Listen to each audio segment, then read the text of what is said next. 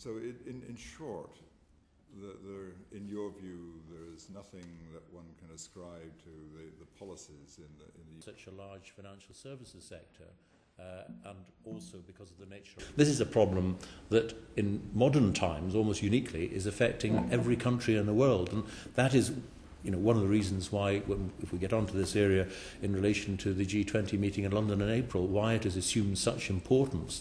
Because whereas in the 1930s it took countries too long to realise just how serious the situation was then, I think now there is a realisation, even amongst those countries 12 months ago who said, look, it's nothing to do with us, it's British or American or whatever. They can see that one way or another we are all in the same position, and one of the things we need to do is to make sure we act together.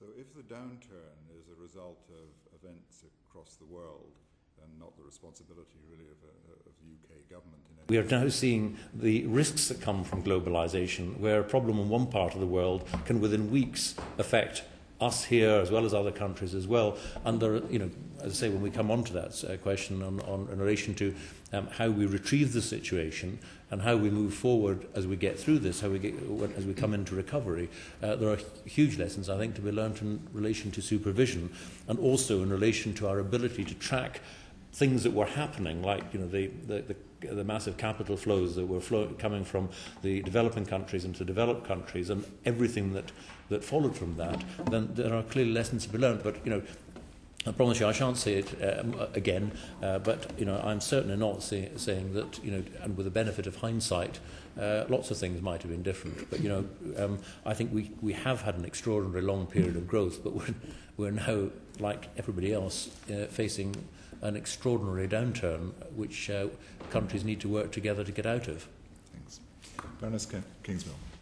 I wonder if you believe that the seeds of our current difficulties were to be found in... There is no doubt that, acknowledging the fact we live in a globalised world, and that's not going to change, that we need to have a far better way of tracking, as I say, some of the huge capital flows that are taking place, how people are responding to that, how they're dealing with that.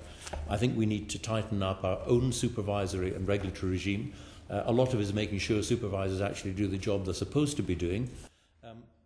But as Lord Turner, again in a different part of his speech, was saying, perhaps the way in which we regulate these institutions will...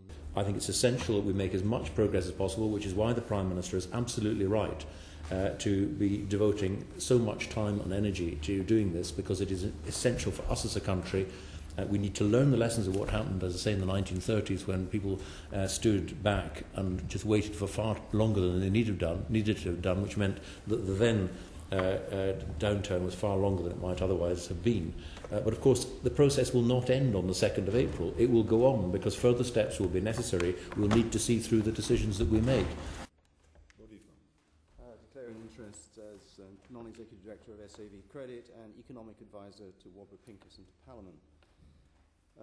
Chancellor,